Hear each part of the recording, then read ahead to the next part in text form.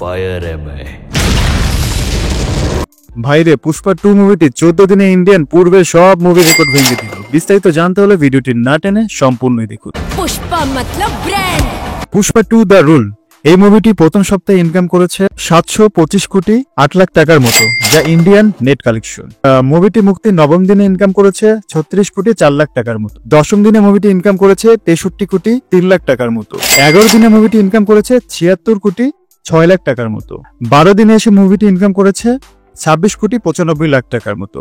13 দিনে মুভিটি ইনকাম করেছে 23 কোটি 35 লাখ টাকার মতো। 14 দিনে মুভিটি ইনকাম করেছে 20 কোটি 8 লাখ টাকার মতো। মুভিটি টোটাল ইন্ডিয়ান গ্রোস কালেকশন করেছে 973 কোটি 2 লাখ টাকার মতো।